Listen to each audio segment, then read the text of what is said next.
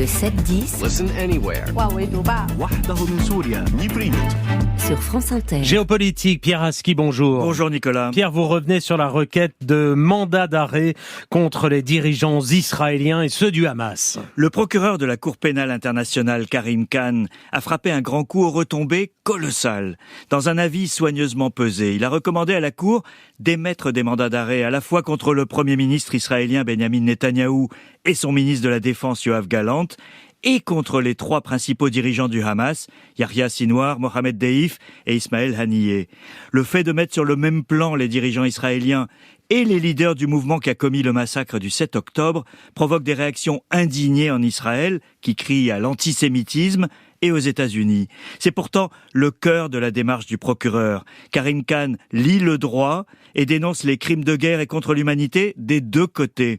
Et il est en phase avec une bonne partie de l'opinion mondiale qui considère que les méthodes israéliennes à Gaza sont inacceptables.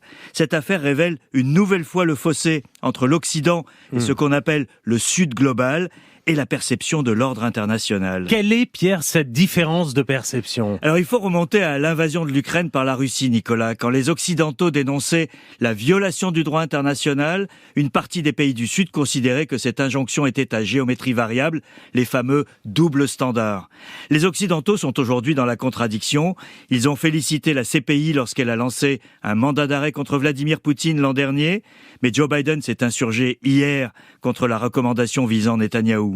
Les États-Unis ont même estimé que cette action ne fera que renforcer le Hamas. À l'opposé, et tranchant avec ses alliés, la France dit soutenir la CPI et la lutte contre l'impunité dans toutes les circonstances. Le procureur est dans son rôle quand il dénonce l'utilisation de la famine comme arme de guerre par Israël. Les éléments dans ce sens ne manquent pas. Et quand il accuse le Hamas d'extermination, de meurtre, de prise d'otages, de viol et de torture. Et il se rend inattaquable quand il demande la libération des otages aux mains du Hamas au nom de la morale et du droit humanitaire international. Quelles peuvent être les suites, Pierre, de cette affaire ? Alors les retombées sont à attendre à deux niveaux. Le premier est en Israël. La réaction initiale est de faire bloc autour du Premier ministre, quelles que soient les réserves qu'il inspire. C'est un réflexe légitimiste naturel. Mais Netanyahou doit déjà faire face à l'assaut politique de Benny Gantz, membre du cabinet de guerre. Il pourrait être affaibli par cette menace de mandat d'arrêt, malgré les déclarations de solidarité. La justice internationale joue gros, elle aussi. En Israël et aux États-Unis, les appels à sanctionner la CPI se font entendre. La Cour pénale internationale, qui était considérée comme une grande avancée à sa fondation en 2002, est menacée de devenir obsolète. Le mandat d'arrêt contre Poutine n'a rien changé au conflit ukrainien. Celui contre Netanyahou risque de connaître le même sort, faute de consensus. Ce que cette affaire révèle, c'est aussi l'isolement croissant d'Israël à mesure que la guerre se prolonge à Gaza.